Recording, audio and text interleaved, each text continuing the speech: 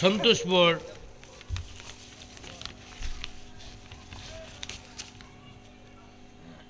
আবু বকর সিদ্দিক রাদিয়াল্লাহু তাআলা আনহু সুন্নিয়া নুরানি হিফজুল কোরআন মাদ্রাসা ও সন্তোষপুর মহল্লাবাসীর উদ্যোগে ঐতিহাসিক সুন্নি মহাসম্মেলনের সম্মানিত সভাপতি, সভারত্ন, প্রধান অতিথি, উলামায়ে কেরাম, বিশেষ অতিথি, হাজিরিন, আসসালামু আলাইকুম ওয়া রাহমাতুল্লাহি ওয়া বারাকাতুহু।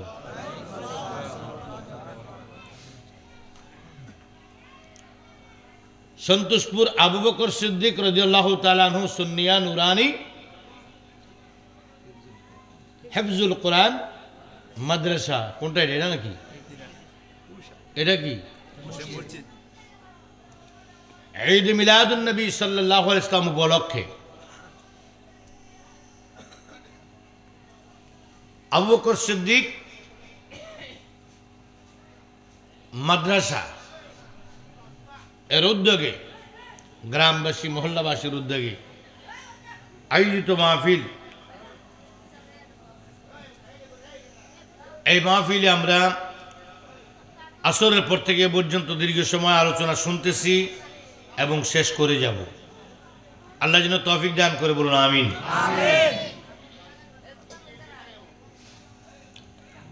আমার নবী কামলাওয়ালা সরকার কায়নাত রহমতুল লিল নবীজি দাঁড়িয়ে আছেন হুজরা শরীফের বাহিরে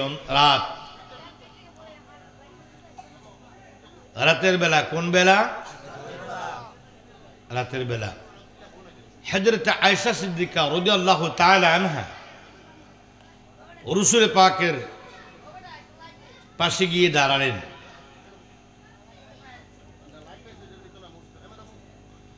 আল্লাহর নবী নূরে খুদা সরকার দো আলম রহমাতুল লিল আলামিনের পাশে দাঁড়িয়ে বলেন, আয়েশা সিদ্দিকা বলেন, ইয়া রাসূলুল্লাহ, একটু উপরের দিকে নজর করুন ইয়া হাবিবাল্লাহ। আমার নবী কামলেওয়ালা উপরের দিকে তাকালেন। কি দেখবো আয়েশা? বলো কি ব্যাপারে আমি উপরের দিকে তাকাবো?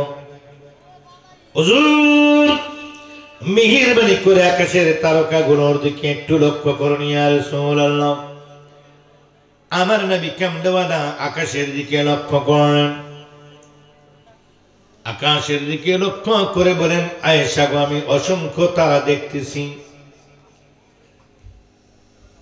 হুজুর কি দেখেন? কই তারা। কি হয়েছে আয়েশা? উপরের দিকে কেন তাকাবো আর তারাগুলো কেন দেখবো? এটা খুব বললা কেন? আয়েশা সিদ্দিকা রাদিয়াল্লাহু তাআলা আনহা বলেন, ইয়া রাসূলুল্লাহ, আপনার সম্মানে আমি আরজ করছি ইয়া কামলিওয়ালা,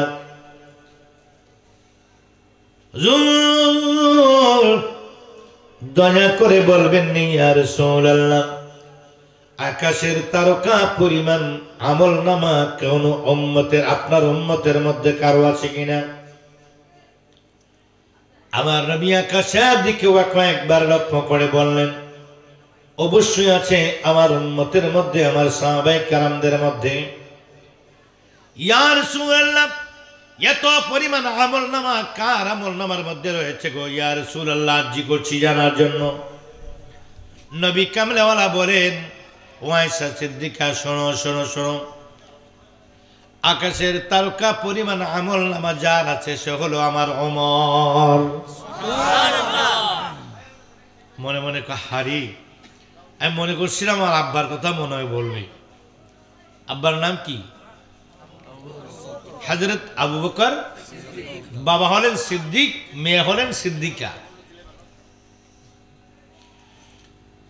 ইয়া রাসূলুল্লাহ, ইয়া হাবিবাল্লাহ, নবী গো, কার আমলনামা ইয়া রাসূলুল্লাহ? নবী কামলিওয়ালা বলেন, আমার ওমরের। আয়েশা একটু চুপ করে দীর্ঘ সময় নিচের দিকে তাকিয়ে রইলেন। মনে মনে কয়ে ভেবেছিলাম, মনে হয় আমার আব্বার কথা বলবে। নির্বাচনের মধ্যে যদি কেউ দাঁড়ায়, প্রত্যেক প্রার্থীদের ছেলেমেয়েরা কামনা করে আমার আব্বা যদি পাশ করত। একজন পাশ করে, কয়জন? সবাই কি পাস করে? অনেকেই দাঁড়ায়। এবার আল্লাহ নবী বলেন, আয়েশা কেন চুপ করে আছো, কিছু বলবা কিনা? আয়েশা সিদ্দিকা রাদিয়াল্লাহু তাআলা আনহা বলেন, ইয়া রাসূলুল্লাহ, মায়ের নবী গো, দয়া করে বলবেন ইয়া রাসূলুল্লাহ, আমার আব্বা জানের আমলনামার কি অবস্থা? মনে মনে আয়েশা বলে, যেহেতু আকাশের তারকা পরিমাণ, তারকা সব তারকারাজি পরিমাণ আমলনামা যেহেতু হযরত ওমরের, তাহলে আমার আব্বার মনে হয় আরো কম হবে। এইভাবে জিজ্ঞেস করেন, ইয়া রাসূলুল্লাহ, আমার আব্বার আমলনামার কি অবস্থা ইয়া হাবিবাল্লাহ? আমার নবী একটু মুস্কি হাসি মুবারক দিয়ে বলে, আয়েশা গো শোনো, হযরত ওমরের আমলনামার পরিমাণ হলো আকাশের তারকার সমান। আকাশের তারকার নেই, আকাশের মধ্যে যে পরিমাণ তারকা রয়েছে, আমার ওমরের আমলনামাগুলো তদ্রূপ সেই পরিমাণ রয়েছে। এখন তোমার মধ্যে কৌতূহল জানার জন্য তোমার আব্বার আমলনামার অবস্থা কি, এটি তো কহা। আল্লাহ শুনো শুনো শুনো, ওমরের সারা জীবনের সমস্ত আমলনামাগুলো যদি এক পাল্লায় রাখা হয়, আর তোমার আব্বা হযরত আবু বকর সিদ্দিকের একদিনের আমলনামা যদি আর এক পাল্লায় রাখা হয়, আমার আবু বকরের সমান হবে না। যিনি গুহার সাথী, যিনি কবরের পাশাপাশি সাথী, রওজা আনোয়ার মদিনা মুনাওয়ারায়, রওজা আনোয়ার মসজিদে নববীর ভিতরে রাসূল পাকের হুজরা মুবারক, যে হুজরাতে নবী থাকতেন ওই হুজরাটাই এখন রওজা। সুবহানাল্লাহ। নবীদের বেলা আইন হলো, নবীরা যেই বিছানায় ইন্তেকাল করবে সেখানে বিছানাটা সরিয়ে সেখানেই কবর করে তাদেরকে মাটি দিতে হবে। আল্লাহ নবী মসজিদে নববীর হুজরা শরীফের মধ্যে ইন্তেকাল করলেন, বিছানা সরিয়ে রাসূল পাককে সেখানেই দাফন করা হলো। সাহাবায়ে কেরাম আরজ করলেন, ইয়া রাসূলুল্লাহ, আখিরি চার সোমবার রাসূল পাক সাল্লাল্লাহু আলাইহি সাল্লামের রোগ মুক্তির গোসল যেদিন দেয়া হলো, ওই দিনটাকে বলা হয় আখিরি চার সোমবার, ঠিক কিনা? আখিরি চার সোমবার পরে সাহাবায়ে কেরাম প্রশ্ন করি, ইয়া রাসূলুল্লাহ, ইয়া হাবিবাল্লাহ, নবী গো, আপনার কবরটা কোথায় হবে এবং কিভাবে হবে? আমার নবী কামলিওয়ালা বলেন, আমি যেই বিছানার মধ্যে ইন্তেকাল করব সেই বিছানার মধ্যেই আমার কবর হবে।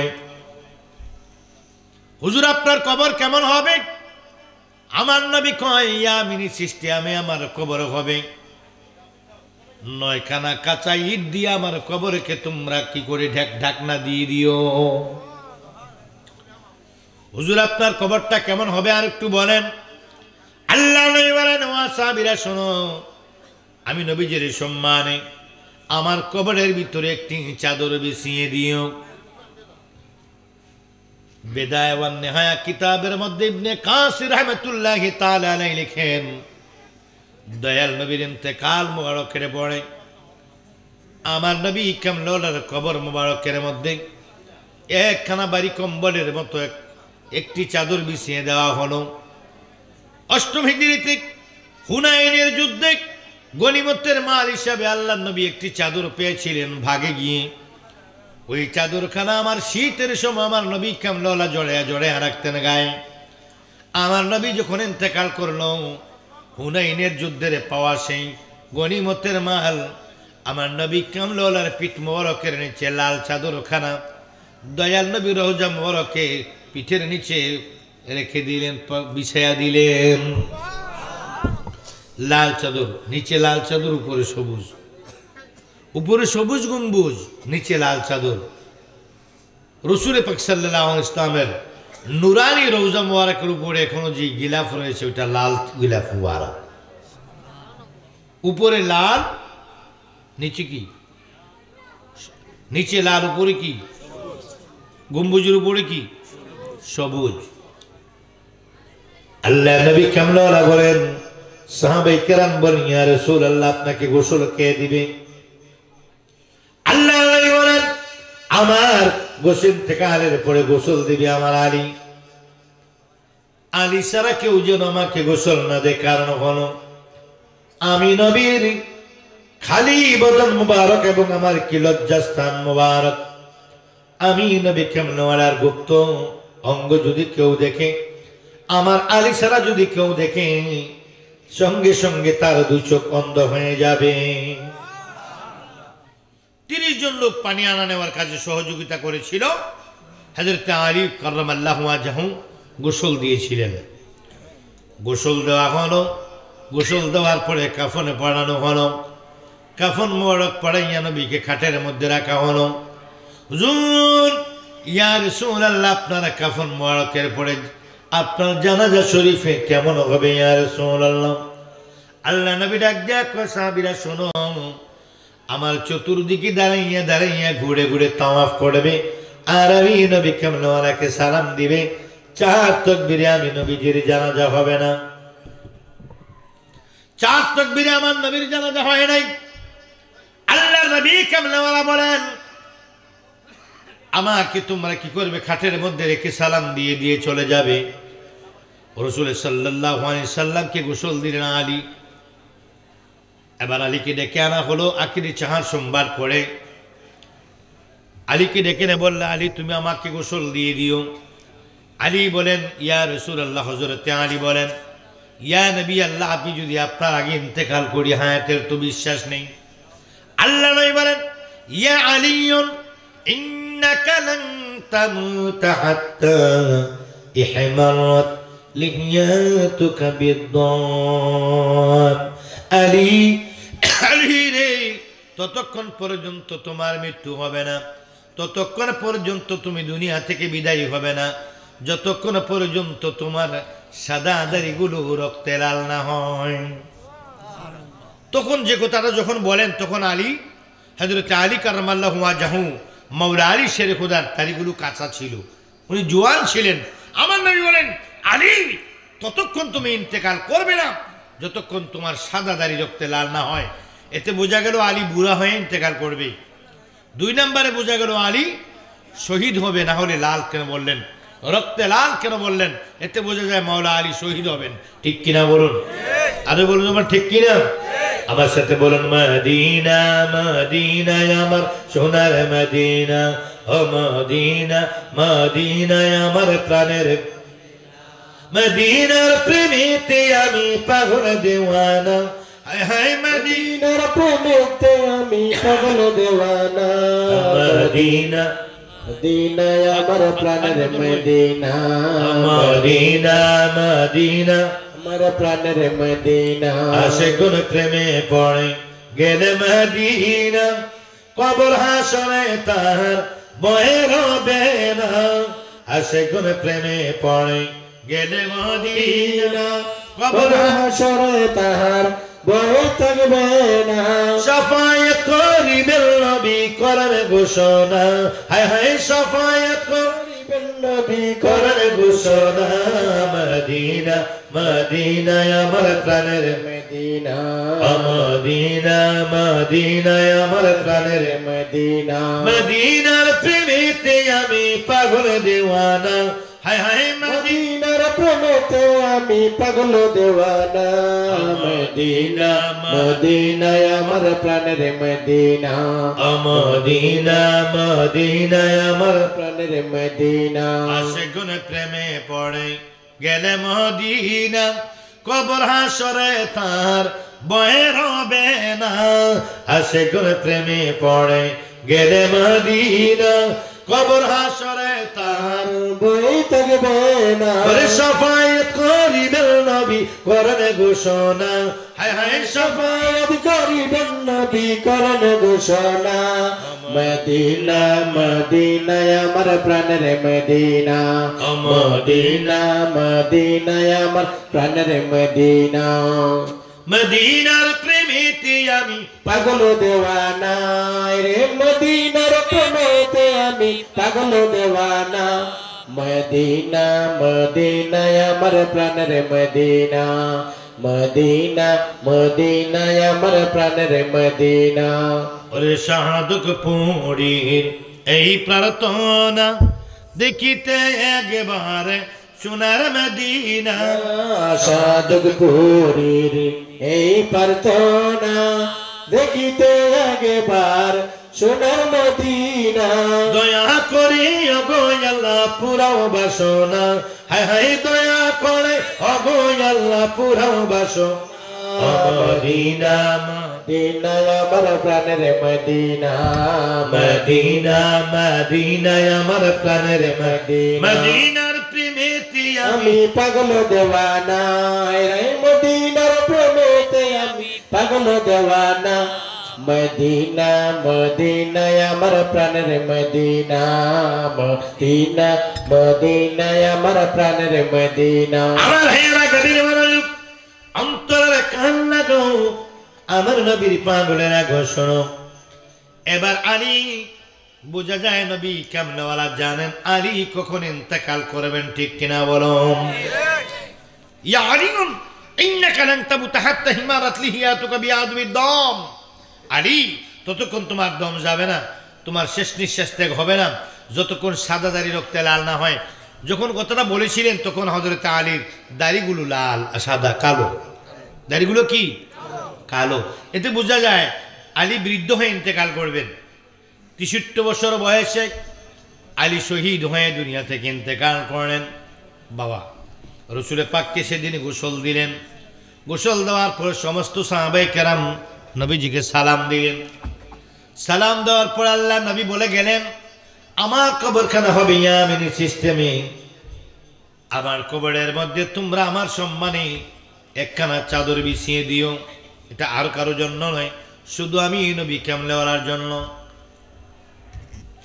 নবী দুজাহান ইন্তেকাল করার পরে ইয়ামিনী সিস্টেমে কবর খনন করে হুজুর কি মাওলানা সাহেবের মাথার মধ্যে একটি রুমাল আছে লাল ডোরা ডোরা অনেকের মাথার ভিতরে লাল ডোরা ডোরা রুমাল দিয়ে ঘোমটা দিয়ে বসে আছেন শীতের কারণে বন্ধুরা আমার এমন লাল ডোরা ডোরা একটি চাদর পেয়েছিলেন নবী হুনাইনের যুদ্ধে 8ম হিজরিতে হুনাইনের যুদ্ধে চাদর গনিমতের মাল হিসেবে পেলেন ওই চাদরখানা দুই ভাগ করে হুজুর করিম সাল্লাল্লাহু আলাইহি ইসলামের দয়াল নবী কামলেওয়ালা আল্লাহর হাবিবের কবরের ভিতরে কি করলেন বিছায়া দিলেন বিছায়া দিয়া এবার দুনিয়ায় থাকতে নবীজিকে বলা হয়েছিল ইয়া রাসূলুল্লাহ আপনাকে কবরের ভিতরে কে নামাবে আমার নবী কয় 1 নম্বরে নামবে হযরতে আব্বাস 2 নম্বরে নামবে হযরতে আব্বাসের ছেলে হযরতে ফজল 3 নম্বরে নামবে আমার আশ্রিত খাদেম হযরতে সালেহ রাদিয়াল্লাহু সালেহ এবার আল্লাহর নবী ইন্তেকাল করলেন সোমবারে বুধবারে দাফন করা হলো কি বারে বুধবারে দাফন করা হলো কয় দিন 3 দিন পর দুনিয়া থেকে আল্লাহর নবীকে দাফন করা হলো সোমবার ইন্তেকাল করলেন বুধবারে বিকেল বেলা দয়াল নবীকে লাল চাদরের মধ্যে রেখে দেওয়া হলো ইয়ামিনী সিস্টেমে 9খানা কাঁচা ইট দয়াল নবীর কবর দিয়ে কবরের উপরে দিয়ে কি ঢাকনা দিয়ে দিলেন ঢাকনা দিয়ে দেওয়ার পরে কি কবরের মধ্যে নামলেন হযরতে আব্বাস ওনার ছেলে হযরতে ফজল হযরত আব্বাস হলো নবীজির চাচা হযরতে ফজল হলো নবীজির চাচাতো ভাই হযরতে আলী সালেহ রাদিয়াল্লাহু তাআলা হলেন নবীজির আশ্রিত খাদেম পালক পুত্র এই পালককে আশ্রিত খাদেম আরেকজন পালক পুত্র আছে যায়েদ বিন হারেস আশ্রিত খাদেম সালেহ রাদিয়াল্লাহু তাআলা 3 জন কবরের মধ্যে নামলেন ওটা নামার কাজে সহযোগিতা করলেন মাওলা আলী কবরের ভিতরে নামানোর পর আল্লাহ নবীকে কবরের ভিতরে নামাইয়া রাখা হলো আমার হেরাম বন্ধুরা বারে গভীর মনোযোগ ওই কবর কোথায় করা হলো যে হুজরার মধ্যে নবী ঘুমাতেন যে হুজরার মধ্যে রাসূল সাল্লাল্লাহু আলাইহি সাল্লাম মা খাদিজাতুল কুবরা রাদিয়াল্লাহু তাআলা আনহাকে নিয়ে তিনি থাকতেন ওই হুজরার মধ্যে নবী কামলাওয়ালাকে দাফন করা হলো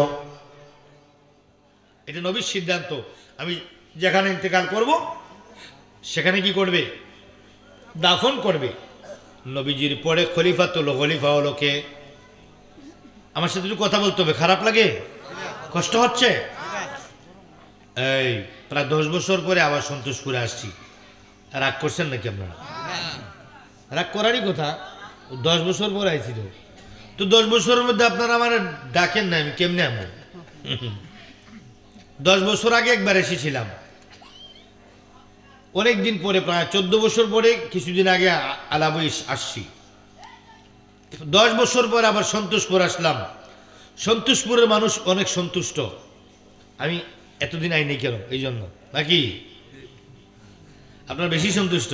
যদি আপনি যে আইসেন না এই জন্য সন্তুষ্ট, আজকে কেন আইলেন এই জন্য অসন্তুষ্ট, এমন নি কোনো এমন? আজকে আসার কারণে সন্তুষ্ট নাকি? সন্তোষপুর আপনারা সন্তুষ্ট থাকলেই আমি চাই আপনারা, আল্লাহ আপনাদের উপরে সন্তুষ্ট থাকুক। সুবহানাল্লাহ, আলহামদুলিল্লাহ কোন, আমিন কোন, মারহাবা বলেন, ইয়া রাসূলুল্লাহ বলেন। আওয়াজটা যদি ভালো না হয় আমি কিন্তু ওয়াজ করবো আধা ঘন্টা, আর আওয়াজটা ভালো হলে স্বেচ্ছা দিয়ে যাবো। নারে তাকবীর। জুয়ানদার শক্তি বেশি না বুড়ার শক্তি বেশি? বুড়ারা জোরে কয়, জুয়ান দিয়ে হাত করে তাকাই হয়েছে, কি রে যুবক তোরা কি হয়েছে?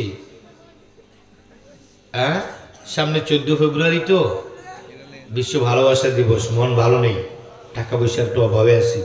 14 ফেব্রুয়ারি 50,000 টাকা লাগবে বাজেট, এই জন্য মন খারাপ, তাই না? হ্যাঁ, 14 ফেব্রুয়ারির ভালোবাসা না নবীর ভালোবাসা? নবীর ভালোবাসা কি যুবকের মধ্যে আছে? অন্য জায়গায় নেই। হাসির চেহারা এবং হাসি বলে নবীর ভালোবাসা সন্তোষপুর যুবকের আছে। সুবহানাল্লাহ বলুন, আলহামদুলিল্লাহ বলুন, আল্লাহু আকবার বলুন, ইয়া রাসূলুল্লাহ বলুন। এবার আসেন, গভীর মনোযোগ অন্তরের কান লাগান নবীর পাগলের আগুন। কি বলছিলাম? প্রথম খলিফাকে, হ্যাঁ, আল্লাহ নবীর দিকে গোসল চলছে, দাফনের কাজ চলছে, কাফনের কাজ চলছে, দাফনের কাজ চলছে। ওইদিকে বনু সাকিফা নামক এক জায়গার ভিতরে খলিফা নির্ধারণ নিয়ে দফায় দফায় মিটিং চলছে। হযরত আলী কাররামাল্লাহু ওয়াজহাহু তিনি গোসল দিলেন, পানির ব্যবস্থা করলেন, কাফনে পড়ালেন, কবরে রাখার ব্যবস্থা করে দিলেন। ওইদিকে খলিফা নির্বাচন নিয়ে বনু সাকিফার ভিতরে অনেক ধরনের দফায় দফায় মিটিং চলছে। মিটিং করে সবাই সিদ্ধান্ত করে নিয়ে আসতেন, আমরা আবু বকরকে খলিফা বানাবো নবীজির পরে, দয়াল নবীর পরে। সবাইকে আবু বকরের হাতের মধ্যে, হযরত আবু বকরের হাতে বায়াত নেওয়ার পরে আবু বকর সিদ্দিক কি হলেন? খলিফাতুল মুসলিমিন, আমিরুল মুমিনিন হলেন। আমিরুল মুমিনিনের দায়িত্ব নেওয়ার পর মাত্র 2.5 বছর তিনি ক্ষমতায় ছিলেন। কয় বছর? 2.5 বছর পরে হযরত আবু বকর রাদিয়াল্লাহু তাআলা ইন্তেকাল করলেন। ইন্তেকাল করার পরে ওনাকে কোথায় মাটি দেবে? জান্নাতুল বাকিতে না অন্য কোনো জায়গায়? সিদ্ধান্ত এখন কি নেবে? হযরত আবু বকর রাদিয়াল্লাহু তাআলা যখন জীবদ্দশায় ছিলেন, ইন্তেকালের কিছুদিন পূর্বে ওনাকে জিজ্ঞেস করা হলো, আবু বকর, ও আবু বকর, আপনাকে দাফন করা হবে কোন জায়গায় ইন্তেকালের পরে? আপনি তো খলিফাতুল মুসলিমিন, আপনি তো আমিরুল মুমিনিন, খলিফাতুল মুসলিমিন, কোথায় আপনাকে দাফন করব? ইয়া আমিরুল মুমিনিন। উনি বলে, হযরত আয়েশাকে যাইয়া জিজ্ঞাসা করবে, আয়েশা যেখানে বলবে সেখানেও। তবে আমি একটা ওসিয়ত করে যাই, আমি তোমাদেরকে ওসিয়ত নয় একটা সিদ্ধান্ত দিয়ে যাই, আমার রওজা পাকের আমার ইন্তেকালের পর আমার লাশটা নিয়ে দয়াল নবী কামলেওয়ালার রওজা মুবারকের সামনে রেখে দিও। আমার দয়াল নবী কামলেওয়ালার নুরানি কদম শরীফের পাশে আমার লাশটা কিছুক্ষণ রেখে দিয়া দয়াল নবীর রওজা শরীফের মধ্যে ডাক দিয়া কইও, নবী গো, তোমার আবু বকর আজকে দুনিয়ার বুকে নাই। ইয়া রাসূলুল্লাহ, তোমার হিজরতের সাথী, তোমার গুনার সাথী আবু বকর দুনিয়া থেকে বিদায় হয়েছে। নবী গো, ইয়া রাসূলুল্লাহ, তোমার আবু বকরকে কোথায় দাফন করব গো নবীজি? তুমি যদি দয়া করে সিদ্ধান্ত দিয়ে দিতে আমরা বড় টেনশন মুক্ত হয়ে যেতাম। বলার পরে আমার নবী কামলেওয়ালার জবান বরক থেকে যদি কোনো সিদ্ধান্ত আসে, তাহলে তোমরা আমাকে দয়াল নবীর সিদ্ধান্ত মোতাবেক দাফন করে দিও। আর যদি আমার দয়াল নবী কোনো সিদ্ধান্ত না দেয়, তাহলে আমাকে জান্নাতুল বাকির মধ্যে দাফন করে দিও। এটা বলে তিনি কি এতটুকুই বললেন তিনি? বন্ধুরা আমার, গভীর মনোযোগ অন্তরের কান লাগাও। আমার হযরত আবু বকর 2.5 বছর পর ইন্তেকাল করলেন। 2.5 বছর পর ইন্তেকাল করার পরে গোসল দেওয়া হলো, দাফন করা হলো, নামাজের জানাজা হলো। জানাজা নামাজের পর নিয়ে লাশটাকে দয়াল নবীর রওজা মুবারকের সামনে রেখে কতিপয় সাহাবী যাইয়া ডাক দেয়া কইয়া রাসূলুল্লাহ, আপনার গুহার সাথে জোরের সাথে আর তার লাশখানি আপনার কদমের পাশে রেখে দিলাম ইয়া রাসূলুল্লাহ, মেহেরবানি করে আপনি সিদ্ধান্ত দেন গো নবী। এতে বোঝা যায় সাহাবায়ে কেরামের আকীদা ছিল আমার নবী রওজা মুবারক থেকে কথা বলতে পারে, না হলে জিজ্ঞেস করতেন না। আমার নবী রওজা থেকে কথা বলতে পারেন, এই সিদ্ধান্ত, এই বিশ্বাস যদি না থাকতো, হযরত আবু বকরের লাশ নিয়ে তারা কি করতো না, জিজ্ঞেস করতো না ইয়া রাসূলুল্লাহ এই লাশ আমরা কি করব। তাদের আকীদা হলো আমার নবী রওজা থেকে জিন্দা আছেন, কথা বলতে পারেন। জোরে বলুন সুবহানাল্লাহ। দয়াল নবী তুমি গুণময়ী, পাপী লোক তোরাবে বলে কোরআনেতে শুনি গো নবী, দয়াল নবী তুমি গুণময়ী, বলো দয়াল নবী তুমি গুণময়ী। নবী তোমায় যে চিনেছে সে তো পরশমণি গো নবী, সে তো পরশমণি। নবী তোমায় যে চিনেছে সে তো পরশমণি গো নবী, সে তো পরশমণি। চিনিবে কি সাধকপুরী তাকিতে জীবনী গো নবী, দয়াল নবী তুমি গুণময়ী, বলেন দয়াল নবী তুমি গুণময়ী। রহমতের ভান্ডার তুমি গো, তুমি নূরের খনি গো নবী, তুমি নূরের খনি। রহমতের ভান্ডার তুমি, তুমি নূরের খনি গো নবী, তুমি নূরের খনি। প্রেম কইরাছে তোমার সনে আমার আল্লাহ কাদের গুণী গো নবী, দয়াল নবী তুমি গুণময়ী, বলো দয়াল নবী তুমি গুণময়ী। জোরে জোরে বলুন সুবহানাল্লাহ। আমার নবীর পাগলারা এইবার শুন, আবু বকর সিদ্দিক রাদিয়াল্লাহু তাআলা আনহুর লাশ নিয়া দয়াল নবী কেমনওয়ালা রওজা মুবারকের সামনে একটি দরজা ছিল, দরজার মধ্যে যখন রেখে দিল গো, রেখে দিয়ে সাহাবায়ে কেরাম কান্দে আর কই, নবী গো ইয়া রাসূলুল্লাহ, ইয়া হাবিবাল্লাহ, ইয়া কামলেওয়ালা, নবী গো আপনার হিজরতের সাথী গুহার সাথী হযরত আবু বকরকে আপনার সামনে নিয়ে আসছি। নবী গো তোরাকে কোথায় দাফন করবো বলে দেন, আপনি যেভাবে বলবেন হুজুর আমরা সেইভাবে আমল করার চেষ্টা করব। আমার নবী এই কথা সাহাবীরা বলার পর আমার নবী কামলেওয়ালা রাহমাতুল লিল আলামিনের রওজা মুবারকের দরজা নিজে নিজে তালা কেউ খুলতে হয় নাই, চাবি দিতে হয় নাই, অটোমেটিক নিজে নিজে তালাটা খুলে দরজাটা খুলে গেল। দরজা খুলে যাওয়ার পর রওজা শরীফ থেকে আওয়াজ আসলো, আমার নবী কান্নার তো সরে বলে, সাহাবীরা রে ও সাহাবীরা, আমার আবু বকরকে আমার পাশে, আমার রওজার পাশে এই জায়গার মধ্যে তোমরা দাফন করে দাও। বলার সঙ্গে সঙ্গে কবর খনন করে হযরত সিদ্দিক আকবর, সৈয়দুনা সিদ্দিক আকবরকে দয়াল নবী রওজার পাশে শোয়া দিলেন।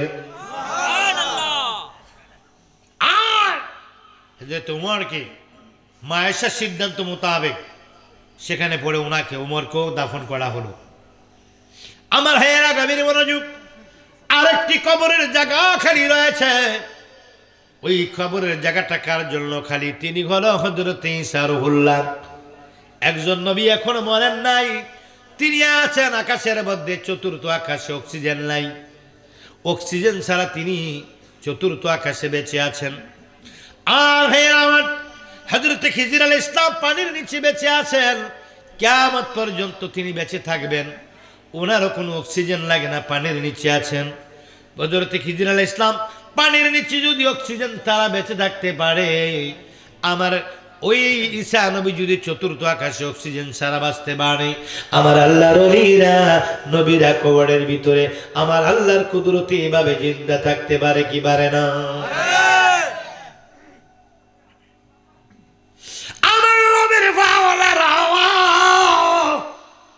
এ আমার সন্তোষ মোড়ের নবীর পাগলেরা, এবার হযরত ঈসা রুহুল্লাহ আসবেন, ইমাম মাহদী আলাইহিস সালাম যখন আসবেন, হযরত মাহদী আলাইহিস সালাম 12 জন ইমামের ভিতরে 11 জন ইমাম দুনিয়া থেকে বিদায় নিয়েছেন, আর 12 নম্বর ইমাম রয়েছেন, তিনি দুনিয়া আসবেন, আবার যার দিন সে ফিরিয়ে তুলবেন। 1 নম্বরে আমার আল্লাহ পরিচয় করিয়েছেন, আল্লাহকে পরিচয় করাইয়াছেন নবী কামলেওয়ালা। 2 নম্বরে আমার নবীর যে হাকিকতে আমার নবীকে ওইটা প্রকাশ করার জন্য 1 নম্বর। 2 নম্বরে কারবালার জমিনে আমার নবীর আওলাদে হযরত ইমাম হুসাইনের গলায় যেই কাজেই কি করেছিল, যে মুনাফিক মুসলমানেরা যেই কি আমার নবী কামলেওয়ালার কলিজার টুকরা ইমাম হুসাইনের গলার মধ্যে ছুরি চালিয়েছিল, ওই তাদের বদলা নেওয়ার জন্য আবার দুনিয়ার জমিনে আসবেন হযরত ইমাম মাহদী আলাইহিস সালাম। ইমাম মাহদী আলাইহিস সালাম দুনিয়াকে বিজয় লাভ করাইয়া হযরত কি ইমাম হুসাইন, ইমাম মাহদী আলাইহিস সালাম দাজ্জালকে চিরতরে খতম করে দিয়ে কি করবেন, দাজ্জালকে চিরতরে স্তব্ধ করে দিয়ে তিনি আবার চলে যাবেন। উনি দুনিয়া থেকে চলে যাবেন। যাওয়ার সময় যাকে দায়িত্ব দিয়ে যাবেন তিনি হলো হযরত ঈসা রুহুল্লাহ। উনি চতুর্থ আকাশের মধ্যে আছেন। সেখান থেকে তিনি ফেরেশতাদের কাঁধের মধ্যে ভর করে বাইতুল মুকাদ্দাস পর্যন্ত তিনি ফেরেশতাদেরকে দিয়ে আল্লাহ সিঁড়ি করে দিবেন। ওই সিঁড়ি দিয়ে হেঁটে হেঁটে হযরত ঈসা রুহুল্লাহ চতুর্থ আসমান থেকে বাইতুল মুকাদ্দাস মসজিদুল হারামের মধ্যে আমার ঈসা নবী নামবেন। নামার পরে 40 বছর পর্যন্ত সারা পৃথিবীকে তিনি শাসন করবেন। উনি আবার বিয়ে করবেন, উনার সন্তান হবে, তারপর তিনি ইন্তেকাল করবে। ইন্তেকাল করার পরে ঈসা রুহুল্লাহকে আমার দয়াল নবী কামলেওয়ালার পাশে নিয়ে আবার দাফন করা হবে। আমার হেরা গভীর মনোযোগ, এই 4টি কবর সবুজ গম্বুজের নিচে রয়েছে। ওই নবী কামলেওয়ালা রাহমাতুল লিল আলামিন আমার প্যারা নবীর পাশে যিনি শুয়ে আছেন তার নাম আবু বকর সিদ্দিক। ওনার নামে দেওয়া হয়েছে হিফজুল কোরআন মাদ্রাসা। আমার নবী কামলেওয়ালা হযরত সাহাবায়ে কেরাম, হযরত আবু বকর সিদ্দিক, হযরত কি আহলে বাইত পাক পঞ্জাতনের ফয়েজ দিয়া যেন এই মাদ্রাসার ছাত্র এবং শিক্ষকদেরকে আল্লাহ ওলি বানিয়ে দেয়। চিৎকার মেরে জোরে জোরে বলুন সুবহানাল্লাহ। ও আমার ভাইয়েরা, আমি মূল আলোচনার মধ্যে চলে গিয়েছি। আমি উপস্থাপনায় সময় নষ্ট করে নেই, আমি মিলাদ পড়ে মূল আলোচনায় চলে গেছি, কারণ সময় নেব কম, কথা বলবো বেশি। আমার নবী কামলেওয়ালার একটি মুজিজার উপরে একখানা আয়াত তেলাওয়াত করেছি, ছোট্ট আয়াতে কারিমা, ওইটার উপরে কয়েকটি কথা বলে আমি আপনাদের কাছ থেকে বিদায় নেব। আল্লাহ যেন আলোচনা করার তৌফিক দান করে, বলুন আমিন। ও আমার ভাইয়েরা গভীর মনোযোগ, আল্লাহ পাক কোরআনের মধ্যে বলেন ইকতারাবাতিস সাআতু ওয়ানশাক্কাল কমার। আল্লাহ পাক বলেন কিয়ামত আসন্ন, চন্দ্র দ্বিখণ্ডিত হয়েছে, কিয়ামত আসন্ন। কিয়ামত আসন্ন বলার কারণ কি? আমার নবী আখির নবী, এই নবীর পরে আর কোন নবী আসবে না, নবীর পরেই কিয়ামত। এই নবীর পরে কি কথা বলেন, কি আশ্চর্য! এই নবীর পরে কি কিয়ামত? এই নবীর পরে আর কোন নবী আছে না কিয়ামত? এই নবীর পরে কিয়ামত, এই নবীর পরে কি কিয়ামত। কিয়ামত আসন্ন। আর কি চন্দ্র দ্বিখণ্ডিত হয়েছে? চন্দ্র আবার দ্বিখণ্ডিত হইল কেন? কেমনে হইল? ওটার কারণ কি? ওটার কারণ হলো, সংক্ষেপে বলবো আমার নবীর পাগলেরা শোনো। আল্লাহ নবী যখন মক্কার জমিনে ওয়াহদানিয়াতের প্রচার করতে লাগলো, তোমরা পড়ো লা ইলাহা ইল্লাল্লাহু মুহাম্মাদুর রাসূলুল্লাহ সাল্লাল্লাহু আলাইহি ওয়াসাল্লাম। নবীজির পাশে কি করলেন? নবীজির বিরুদ্ধে দাঁড়িয়ে উঠলেন আবু জাহেল, নবীজির বিরুদ্ধে দাঁড়িয়ে উঠলেন উতবা, নবীজির বিরুদ্ধে দাঁড়িয়ে উঠলেন সায়বা। আবু জাহেল, উতবা, সায়বা, এরা কঠোরভাবে নবীজির বিরুদ্ধে দাঁড়িয়ে উঠলেন। একদিন আবু জাহেল নবীজির সামনে গেলেন। আমার নবীজি কামলার মুজিজাগুলোকে তিনি জাদু বলতেন। কি বলতেন? আমার নবীর মুজিজাগুলোকে জাদু বলতেন। আমার নবী রাস্তা দিয়ে যায়, গাছ সেজদায় পড়ে যায়। সুবহানাল্লাহ কোন? আবু জাহেল কয় মুহাম্মদ গাছের মধ্যে জাদু লাগিয়ে দিয়েছে। আমার নবী কামলাওয়ালা রাস্তা দিয়ে যায়, গাছের জবান থেকে আসে লা ইলাহা ইল্লাল্লাহু মুহাম্মাদুর রাসূলুল্লাহ। আবু জাহেল কয় গাছের মধ্যে জাদু লাগাইয়া দিয়েছে। মাছ আমার নবীর সামনে আনে, মাছের জবান খুলে যায়, মাছ বলে লা ইলাহা ইল্লাল্লাহু মুহাম্মাদুর রাসূলুল্লাহ। আবু জাহেল কয় মাছের মধ্যে মুহাম্মদ জাদু লাগিয়ে দিয়েছে। এমনি করে নবীজির নবুয়তের পরীক্ষা করার জন্য আবু জাহেল বারবার আমার নবীজিকে কি বিরক্ত করত। হঠাৎ করে একদিন শেষ বেশ আসলো, এসে বলতেছেন মুহাম্মদ বলতে পারো যদি আমার হাতের মুঠের কি ভিতরে কি আছে, তাহলে মনে করব তুমি সত্য নবী। আমার নবীকে আপনার কোনো বিশ্বাস নেই, আপনার ঈমান নেই, আপনার সাথে কথা বলে কোনো লাভ নেই। কেন? বহুবার আমাকে প্রশ্ন করেছেন, এটা যদি বলতে পারো তুমি মনে করবো তুমি শেষ নবী, সত্য নবী, আসলে তুমি নবী। এরপরে বলেন জাদুঘর আমাকে। এমনি করে বহুবার আমাকে প্রশ্ন করেছেন, প্রশ্নের সঠিক জবাব আমি সময় সাধ্যমতো দিয়েছি। কিন্তু আপনি বলেন মুহাম্মদ এটা বলতে পারলে তোমাকে আখিরি জামানার নবী মনে করব, কিন্তু বলার পরে আপনি বলেন মুহাম্মদ জাদু লাগাই দিছে, তো লাভ কি? আমার তো কোনো লাভ নেই। এবার যদি বলতে পারো আমি মনে করবো আসলে তুমি নবী। ভাবছে এটা তো বলতে পারবে না, আমার মুঠের ভিতরে গেছে, সে কীভাবে বুঝবে? আবু জাহেলের হাতের মুঠে তালুর ভিতরে ছোট্ট ছোট্ট কয়েকটা কঙ্কর, কি পাথরের কণা, পাথরের কণা, কয়েকটি কঙ্কর। কঙ্করগুলো হাতের মধ্যে নিয়ে মোট করে নবীজির সামনে গেলেন। নবীজির সামনে গিয়ে বলেন ইয়া মুহাম্মদ বলো, বলো মুহাম্মদ বলো আমার হাতের মুঠের ভিতরে কি রয়েছে, আমার মুষ্টির ভিতরে কি রয়েছে যদি বলতে পারো তাহলে মনে করবো তুমি সত্য, আসলে তুমি নবী। বলে আপনি তো জায়গায় থাকবেন না, একটু পরে লইয়া যাবেন গা, বইলে কোনো লাভ নাই। তারপর ঠিক আছে আমি বলবো, আমি বলবো। একদিনে अबू जहल ने कहा या मोहम्मद कह दिया तहत में अंदर क्या हुआ। আবার নবী বলেন কনকরি কনকরি, আপনার হাতের মধ্যে কঙ্কর। সুবহানাল্লাহ কোন? সুবহানাল্লাহ। বলো দেখি কি আছে। আমার নবী কয় চাচা ও আবু জাহেল আপনার হাতের মুঠের ভিতরে আছে এক মুষ্টি কঙ্কর গো চাচা। ও নবী এবার বলার পরে হাতটা যারা দিয়া করে বাপরে জাদু লাগাই দিছে। জেলো হয় কুদু, জেলাও সেই কুদু। এবার বলে আবু জাহেল বলতেছে, আবু জাহেল বলে জাদু লাগাই দিছে পাথরের মধ্যে। এবার আমার নবী কামলেওয়ালা আবু জাহেল চাচা গো পাথরে বলবে আমি কি? আপনি বলেছিলেন পাথরগুলো আপনার হাতের মুঠের ভিতরে কি আছে যদি বলতে পারি আমাকে নবী মানবেন। এখন বললেন জাদু, আপনি সারা জীবনে ঠিক করলেন। আল্লাহ আপনাকে হেদায়েত নসিব করুক।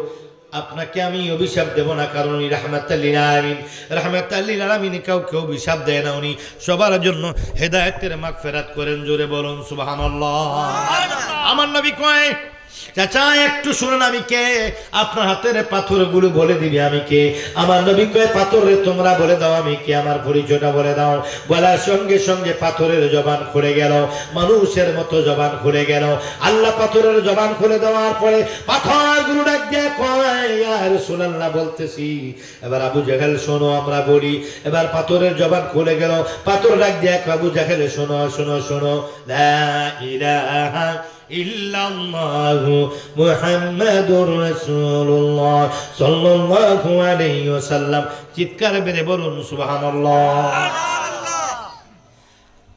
এই মুজিজা দেখলেন।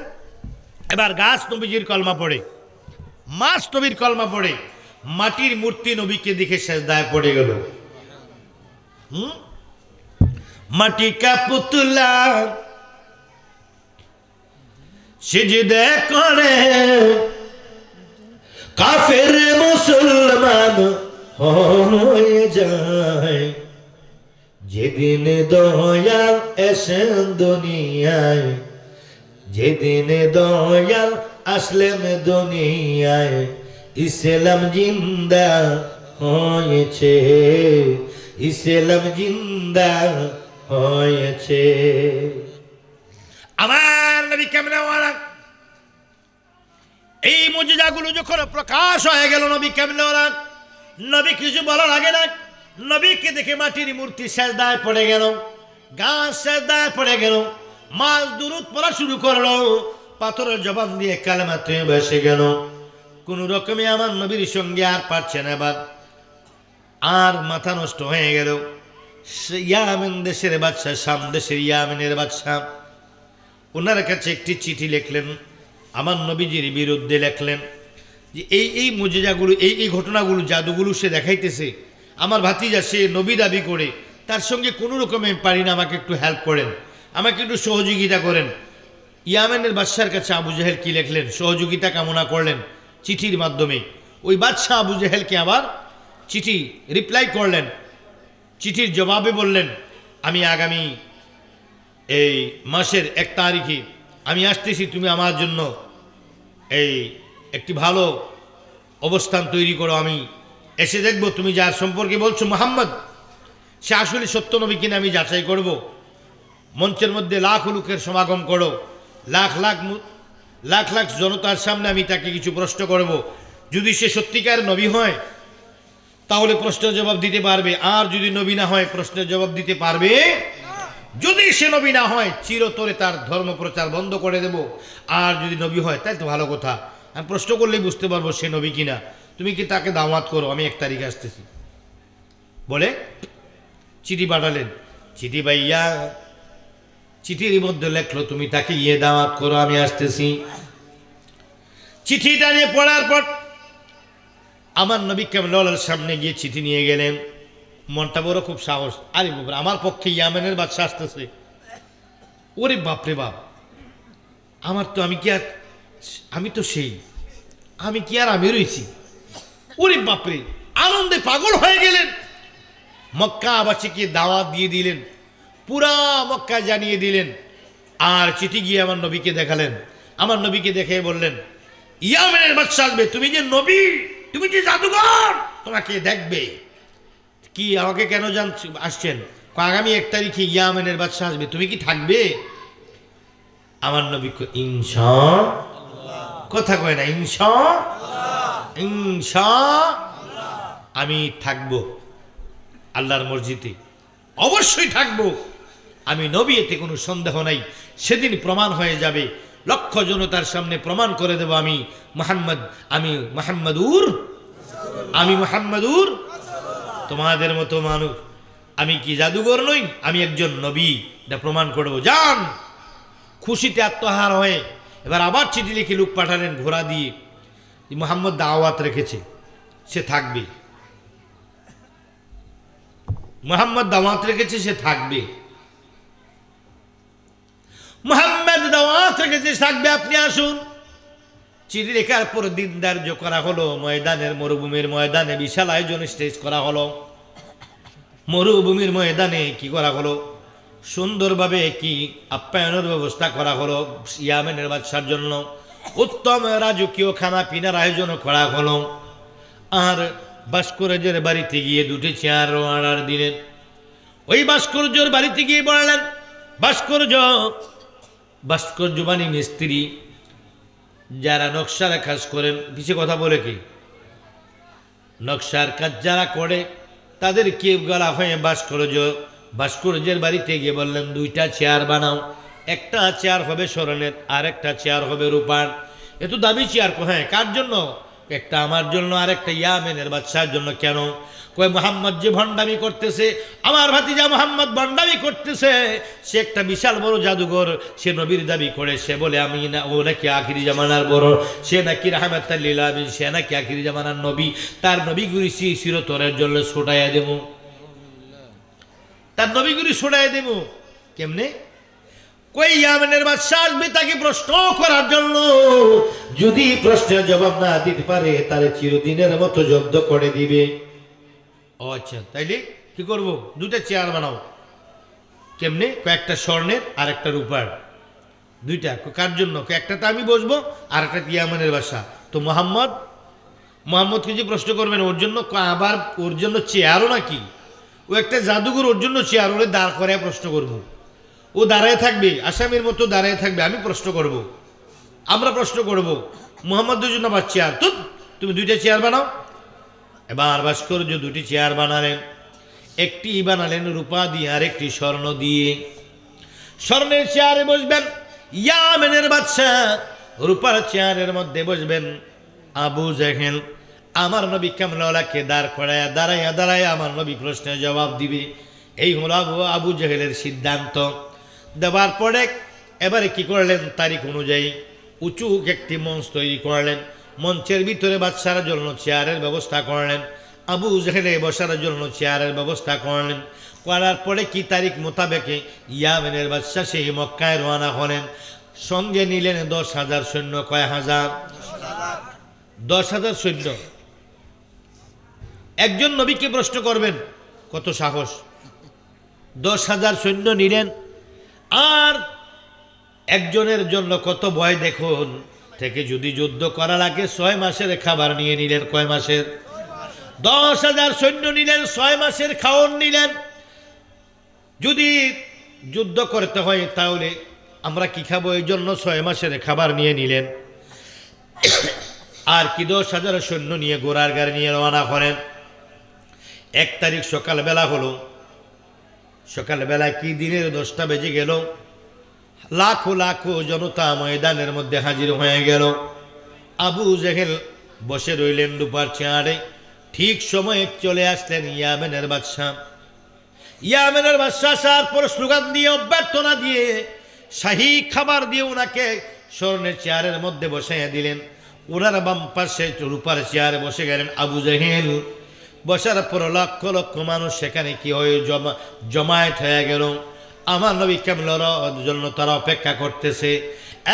বন্ধু, আমার নবী কামলাওয়ালা রওনা দিয়ে আমার আল্লাহকে একটি সেজদা দিয়ে কইয়া গফুরুর রহিম নামে তোমার আল্লাহ আল্লাহ আল্লাহ গফুরুর রহিম নামে তোমার আল্লাহ আল্লাহ। আমি বান্দা গুনাহগার, আমরা বান্দা গুনাহগার, ডাকি আল্লাহ বারে বারো আমার আল্লাহ আল্লাহ আল্লাহ। আমার নবী সিজদা করে কয় আল্লাহ ও রব্বুল আলামিন। ইয়ামেনের বাদশা, শাম দেশ থেকে ইয়ামেনের বাদশা আসতেছে। আমি কি জাদুঘর না নবী পরীক্ষা করার জন্য? আল্লাহ কি প্রশ্ন জারি করে, আমি যদি জবাব না দিতে পারি তাহলে ইসলামের কি অবস্থা হবে? আর আল্লাহ আমি কি করব, আপনি আমাকে সিদ্ধান্ত দিয়েন বলেছেন, সিদ্ধান্ত দিয়ে দেন বলে সিজদা পড়লেন। সিজদায় পড়ার পর আমার আল্লাহ ডাক দিয়ে কয়, হাবিব আপনার কোনো ভয় নেই গোয়াল। ইয়া রাসূলুল্লাহ, আমি খোদা তাআলা আজকে আমি খোদাইত্বের সুপ্রিম পাওয়ার আপনি নবীজিকে দিয়ে দিলাম। ইয়া রাসূলুল্লাহ, ইয়া হাবিবাল্লাহ, নবী গো আজকে আপনার জবান দিয়ে যা বলবেন গো নবী তাই হয়ে যাবে গো নবীজি। আপনি কোনো ভয় পাইবেন না, বিজয়ের মালাটা আপনার গলার মধ্যে পরাইয়া দেব। আমি আপনার সঙ্গে রয়েছি নবী গো। ইয়া রাসূলুল্লাহ, কোনো ভয় নাই, টেনশন নাই। ও দয়াল নবী, আপনি যান ময়দানের মধ্যে, যে প্রশ্ন করবে আপনি উত্তর দিতে পারবেন, কারণ আমি আল্লাহ আপনার সঙ্গে আছি গো নবীজি। নবীজি গো আপনি কোনো ভয় পাবেন না গো নবীজি, আমি আল্লাহ আপনার সঙ্গে আছি, আমার ফেরেশতারা আছে গো নবীজি। নবী গো আপনি জবান থেকে আজকে যা বলবেন তাই হয়ে যাবে, তাই ঘটবে। যত কঠিন হোক না কেন আপনি বলে ফেলবেন, আমি আল্লাহ করে দেব, আপনার কোনো টেনশন নাই গো নবীজি। একটু দেরি করে যান, সবাই অপেক্ষা করে গেত, তাড়াতাড়ি বের হন না, বসে বসে অপেক্ষা করুক তারা, আপনি একটু দেরি করে যান গো নবীজি। আমার নবী বসে রইলেন। এদিকে ইয়ামেনের বাদশা বলতেছেন, এই কই মোহাম্মদ কই, আসে না যে? আসবে। আসবে যে, তার গ্যারান্টি কি? আবু জেহেল কয়েকটা গুণ আছে, এর কয়েকটা গুণ আছে। 1 নাম্বার সে আল আমিন। 1 নাম্বারে কি? সুবহানাল্লাহ। আলামিন না, আল আমিন। আল আমিন। আমার ভাতিজা মোহাম্মদ খুব বিশ্বাসী। তৎকালীন জমানা ব্যাংক নাই, এই দেশের মধ্যে আর্থিক নিরাপত্তার জন্য সবচেয়ে উৎকৃষ্ট জায়গা হচ্ছে মোহাম্মদ। তার কাছে যদি কোনো জিনিস রাখা হয়, ওই জিনিসের কোনো কি নাই, টেনশন নাই, এটা মার যায় না, আত্মসাৎ করে না, আমানত খেয়াল করে না। আমার ভাতিজা মোহাম্মদ বলেন সাল্লাল্লাহু আলাইহি ওয়াসাল্লাম। আমার ভাতিজা মোহাম্মদ কি করে না, কখনো আমানত খেয়ানত করে মনে মনে করে তে দাওয়াত দিয়ে আল্লাহের বিরুদ্ধে তেদি প্রশংসা করে। 2 নম্বর আর কি গুণ আছে এর মধ্যে, সে কখনো ওয়াদা ভঙ্গ করে দাওয়াত রাখলে দাওয়াতে যায়, ওয়াদা ভঙ্গ করে না। মোহাম্মদের কখনো 3 নম্বরে কি গুণ আছে, সে কখনো মিথ্যা কথা বলে না। হে মনে মনে কয় ঘটনা কি, এ আমার দাওয়াত করে আনলো জাদুঘর হিসেবে, হে আবার কইতেছে কখনো মিথ্যা কথা কয় না, সে আমানত খেয়ানত করে না, সে কখনো ওয়াদা বরখেলাফ করে না, তাহলে সে ভালো। তো মোহাম্মদ যদি ভালো হয়, যদি আমি আসলে পরীক্ষা করব, এমন ইন্টারভিউ নেব, যদি সত্যিকার নবী হয় সেগুলা জবাব দিতে পারবে, নবী না হলে জবাব দিতে পারবে না। আর যদি সত্যি নবী হয় আমি তার কাছে বিলীন হয়ে যাব। না জানি কি জাদু আছে নামেতে তোমার নবী গো, যতই জপি ততই মধু, তোমার নাম জপিতে আবার শুনেছি জেনেছি আমি তুমি রহমতের ভান্ডার গো নবী, রহমতের ভান্ডার। না জানি কি মধু আছে নামেতে তোমার, না জানি কি মধু আছে নামে তো তোমার। ওরে যতই জপি ততই মধু, এই নাম জপিতে আবার। আমার নবীর পাগলারা এইবার আসুন, আমার নবী দেরি করে যাচ্ছে। কি রে ভয় পাইছে, হে আসবে না, তুই আপনি বসে থাকেন তো বড় ভাই, আপনি বসেন। আমি না বললাম সে মিশা কথা কয় না, ওয়াদা ভঙ্গ করে না, সে আমানত খেয়ানত করে না, তাহলে তো ভালোই। এরপর তার চরিত্র ভালো, মিথ্যা বলে না। মনে মনে এত গুণ তুই গেছে আমার দাওয়াত করে আনলি কি রে, কোথায় এত ভালো মানুষ, তাহলে দাওয়াত করে আনছো রে। ভালো মানুষের লাভ হবে কি, ভালো মানুষের কি লাভ হবে, ও তো জাদুঘর, জাদু দেখায়। ও নবী দাবি করে, ভালো হইলেও কেমনি, এই নেচারগুলো ভালো, তবে সে নবী দাবি করে। আচ্ছা ঠিক আছে আসুক, আমি বসি। একটু পরে পরে খেজুর দেয়, পানি দিয়ে খায়, খেজুর দিয়ে পানি দিয়ে গাওয়া দেয়, ওইভাবে খায়। আমার নবী আস্তে আস্তে এবার বের হলেন, বিসমিল্লাহি তাওয়াক্কালতু আলাল্লাহ বলে নবী দান কদম মুবারক দিয়ে রওনা দিলেন। আমার আল্লাহ আস্তে আস্তে যাইতে থাকেন।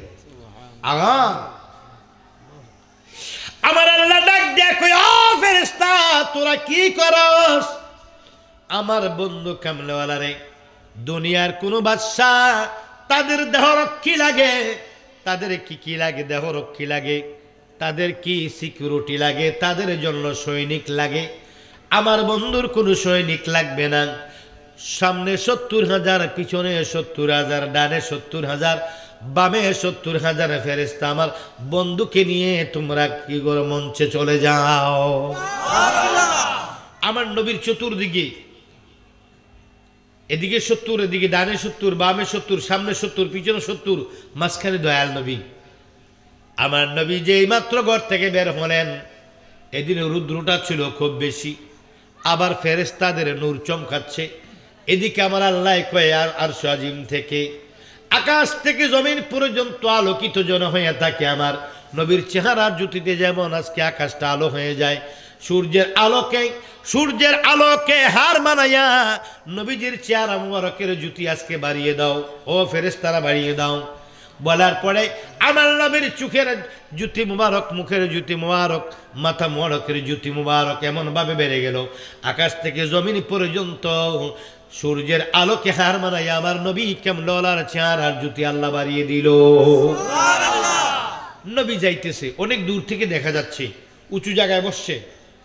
এবার হঠাৎ করে ইয়ামেনের বাদশা বলে, আবু জেহেল কি ভাই, কি জানি একটা আলো আসতেছে, দেখো যে আকাশ এবং জমিনকে আলোকিত করে কি জানি একটা আলোর মতো আসতেছে। এটি তো মুহাম্মদ। হে কাঁপ দিয়েছে, কি এটা বলে মুহাম্মদ?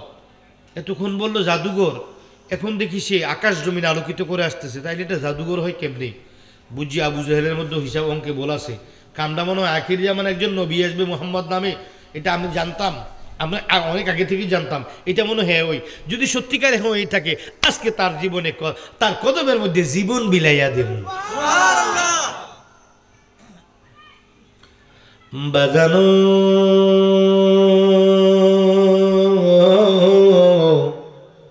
বাজানো আমার দয়াল নবী কামলেওয়ালা সামনের দিকে যাচ্ছে, যতই সামনের দিকে যায় তত আলো বাড়তেছে। আমার নবীর সঙ্গে দেখার মতো কেউ নাই, একা আসতেছে।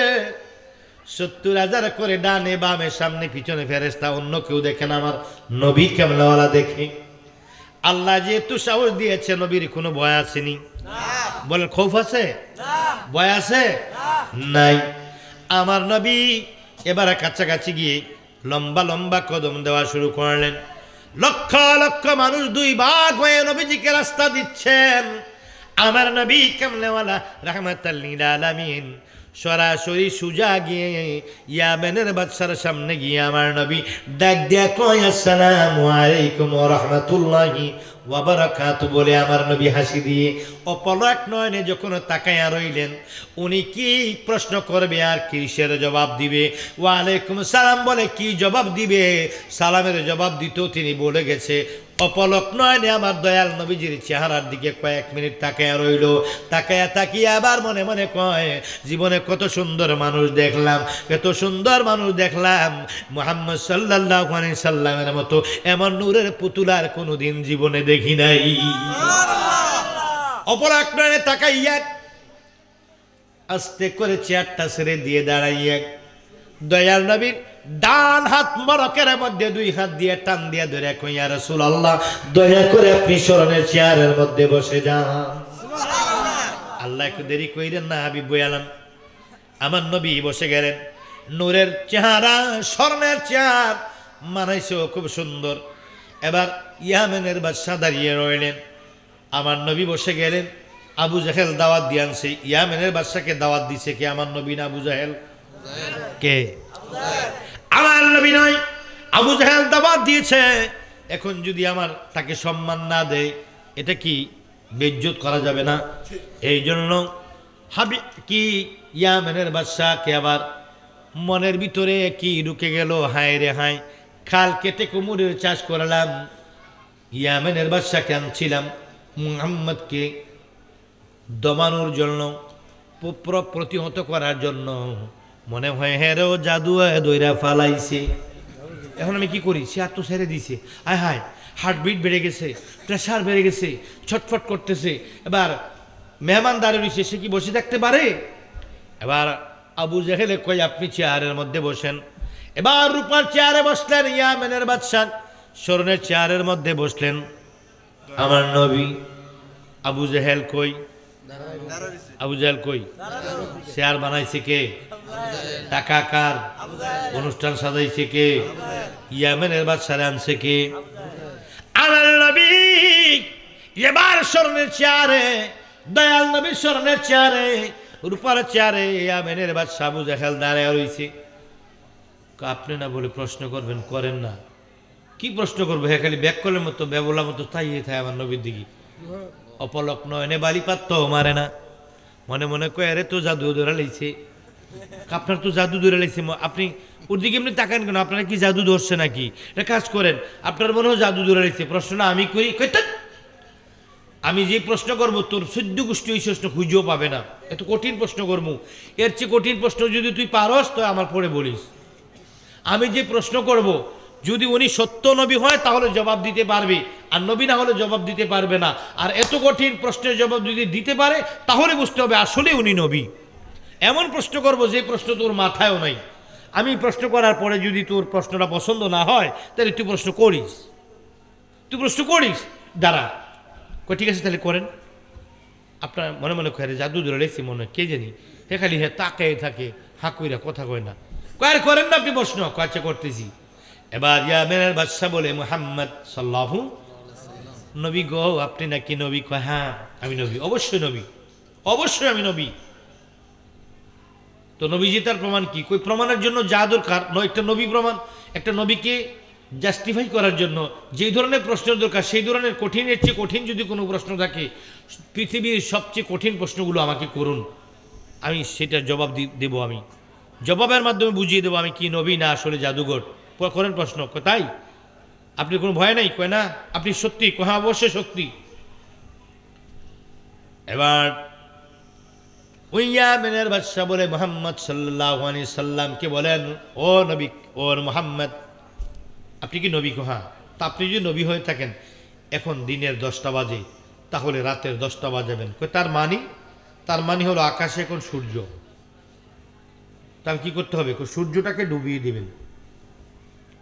দেখি আপনি রাতের 10টা বাজান তো, সূর্য ডুবিয়ে দেন, তাহলে বুঝবো আপনি নবী। আর প্রশ্ন আছে নি? হ্যাঁ অবশ্যই আছে, একটু পরে না করবো, এটা শেষ করেন তারপর আরেকটা। এবার ইয়ামেনের বাদশা ডাক দেয়া কয়, ও নবী, আপনি যদি নবী হয়ে থাকেন সূর্যটা এইমাত্র ডুবিয়ে দেন। বলার সঙ্গে সঙ্গে আমার নবী কামরুল্লাহ কয়, ইয়া আইয়ুহাস শামস ইগরিব বিইذনিল্লাহ। হ্যাঁ সূর্য, আমি নবী হুকুম দিলাম ডুবে যাওয়ার জন্য আল্লাহর পক্ষ থেকে, এই মুহূর্তে তুমি সূর্য ডুবে যাও। বলার সঙ্গে সঙ্গে বন্ধুরা আমার, আকাশ থেকে সূর্য ডুবে গেলে অন্ধকার রাত হয়ে গেল। এবার ইয়ামেনের বাদশা কাঁপতে শুরু করে দিয়েছে, এটা আসলে নবী। মনে মনে কয় এত তাড়াতাড়ি আত্মসমর্পণ করলে আবু জাহেল এবং দর্শকরা সেটা কি শক্ত হবে না? আসলে এটা নবী, আসলে এটা নবী, আর প্রশ্ন করার দরকার হয় না, তবু করি। আবু জাহেল কয়, এত কঠিন প্রশ্নের জবাব মুহাম্মদ দিয়া দিল রে। আসলে প্রশ্নটা কঠিন হইছে, কিন্তু জবাব তো দিয়া ফেলাইছে, আমার উপায় কি? চটফট করতে লাগলো আবু জাহেল। আল্লাহ হেদায়েতের নূর যার কপালে দেয় না, সে কখনো হেদায়েত হয় না। এটা দেখার পর দুনিয়ার মানুষ, ওই দর্শকরা হেদায়েত হয়ে কলেমা পড়ার জন্য রেডি হয়ে গেল, কিন্তু আবু জাহেল হিংসার আগুনে জ্বলতে লাগলো। কার প্রশ্ন আছে? করবেন? হ্যাঁ করেন, করবো, করেন। ইয়া মুহাম্মদ সাল্লাল্লাহু আলাইহি সাল্লাম, ও নবী গো, আপনি যদি নবী হয়ে থাকেন তাহলে আর একটা কাজ করেন। কই কি? যে জায়গার মধ্যে সূর্য ছিল ওই জায়গার মধ্যে চন্দ্র, পূর্ণিমার চন্দ্র এনে দিন গো নবীজি। বলার সঙ্গে সঙ্গে ডান হাত মুবারক উপরের দিকে দিয়ে আমার নবী ইশারা করে এইভাবে বলেন, ইয়া আইয়ুহাল কমর, হে চন্দ্র, তাল হুমা তাল হুমা তাল হুমা, তুমি উদিত হও। বলার সঙ্গে সঙ্গে সূর্যের জায়গায় পূর্ণিমা রাতের চন্দ্র উঠে গেল। আমার নবী কামলিওয়ালা এইভাবে বললেন, উঠো। বলার সঙ্গে সঙ্গে চন্দ্র দুখণ্ড হয়ে গেল। দুই খণ্ড হয়ে কিতাবের মধ্যে লিখে, দুই খণ্ড হয়ে দুই টুকরা কাঁপতে কাঁপতে নবীজির আস্তিনের দুই আস্তিনের ভিতরে ঢুকে গেল। আমার নবী কয়, চন্দ্র তুমি কাঁপতেছে কেন? চন্দ্র জবাব দেয়, ইয়া রাসূলুল্লাহ, হুকুম যে করেছেন মানতে জানি কোনো বেয়াদবি হইছে নি। আমার নবী কয়, যাও যাও জায়গায় যাও। চন্দ্র চলে গেলেন জায়গায়। এবার ওই ইয়ামেনের বাদশা দুই চোখের পানিগুলো বেয়ে বেয়ে পড়ে, আর প্রশ্নমুখী দিয়ে আসতে চায় না। মনে মনে কয়, তোমাকে আমার মনে চায় গো নবীজি, তোমাকে আমার মনে চায়। আবু জাহেল বেঈমানে না চিনিয়া তোমাকে, কতই আঘাতে করলো তোমার গায়ে গো নবীজি, তোমাকে আমার মনে চায়, তোমাকে আমার মনে চায় গো নবীজি, তোমাকে আমার মনে চায়। এইবার আল্লাহ নবী ডাক দিয়া কয়, বাদশা আর কোন প্রশ্ন আছে নি? কয় শেষ হয় নাই, আরেকটি প্রশ্ন করবো, এরপরে আর করবো না গো নবী। দুই নয়নের পানিগুলো গাল বেয়ে বেয়ে পড়ে বাদশার। মনে মনে কয়, কাকে আর প্রশ্ন করব? প্রথম প্রশ্নের পরে আর প্রশ্ন লাগে না, আবু জাহেল যদি মনে কয় আমার জাদু ধরে লাইছে, এই জন্য কঠিন প্রশ্নগুলো আমার করতে হয়। এবার মনে মনে কয় আমি চেহারা দেখে বুঝেছি উনি দুনিয়ার কোনো সাধারণ মানুষ নয়, একজন জাদুঘরের চেহারা এমন হতে পারে না, নিশ্চয়ই উনি আল্লাহর প্রেরিত রাসূল মুহাম্মাদুর রাসূলুল্লাহ সাল্লাল্লাহু আলাইহি ওয়াসাল্লাম। জোরে বলুন সুবহানাল্লাহ। এবার কার কোনো প্রশ্ন আছে নি? আছে, করেন। কি কই সূর্যটা ডুবাইয়া দেন আবার, পারবেন? কোনো বিষয় নাকি? এই সূর্য, এই চন্দ্র, চন্দ্রটা ডুবাইয়া দেন। আমার নবী কামলা কইয়া আইয়ুহাল কমারু ইগরিব বিইজনিল্লাহ, আল্লাহর পক্ষ থেকে হুকুম দিয়েছি তুমি এখন ডুবে যাও। বলার সঙ্গে সঙ্গে সূর্য ডুবে গিয়ে আবার রাত হয়ে গেল। আর কোনো প্রশ্ন আছে নি? কয় আছে। কই কি? চন্দ্রটা যেই জায়গায় যেমনি ছিল চন্দ্রটা আগের জায়গায় এনে বসাইয়া দেন। আর সূর্যটা এবার অন্ধকার হলো, চন্দ্র ডুবেই দিল, দেওয়ার পরে অন্ধকার হলো। এবার বাদশা বলে চন্দ্রটাকে সূর্যটাকে আগের জায়গায় আবার আগের মতো এনে দেন। বলার পর আমার নবী কইয়া আইয়ুহাস শামস, ও সূর্য, হে সূর্য, তালহুমা তুমি উদিত হও। বলার সঙ্গে সঙ্গে সূর্য এসে আগের জায়গায় আবার আলো দিতে শুরু করলো। যেই মাত্র আবার আগের জায়গার মতো আগের মতো করে চন্দ্র সূর্য উঠে গেল। এইবার রূপার চেয়ার থেকে দুই চোখ দিয়ে পানিগুলো বেয়ে বেয়ে পড়ে রূপার চেয়ার থেকে আস্তে করে নেমে দয়াল নবীর কদমগুলার বুকের মধ্যে চাপ দিয়া দইরা জড়াইয়া দইরা কান্দে আর কয়, নবী গো ইয়া রাসূলুল্লাহ, আর কোনো প্রশ্ন করব না গো নবী, নবী গো আমার এই আপনার কদমের নিচে কবর করে ইয়া রাসূলুল্লাহ। আল্লাহু আকবার, আল্লাহু আকবার, জিন্দাবাদ জিন্দাবাদ।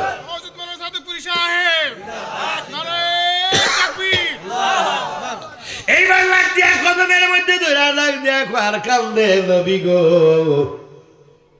রোজার মায়না রোজে গো সাইনা, রোজার মায়না রোজে গো সাইনা, দিও মায়না একবারে গোলাম আমি রাখি বেয়া মারে, নবী তোমার দরবারে, হায় গো নবী তোমার দরবারে, আরে গোলাম নিরাখি বেয়া মারে। চিনল না আবু জাহেল, চিনল না তোমায়, দাওয়াত দিয়ে আনছে আমায় এই মক্কায়। দেখা তোমার নূরের ছবি, দেখা তোমার নূরের ছবি, পাগল করলা এই দাসের গোলামে নিবানাই মায়া মারে, নবী তোমার দরবারে, গো নবী তোমার দরবারে, গো গোলামে নিরাকি মায়া মারে। বলো নবী তোমার দরবারে, গো নবী তোমার দরবারে, গো গোলামে নিরাকি মায়া মারে। আল্লাহু আকবার কন্যা, ইয়া রাসূলুল্লাহ বলেন না।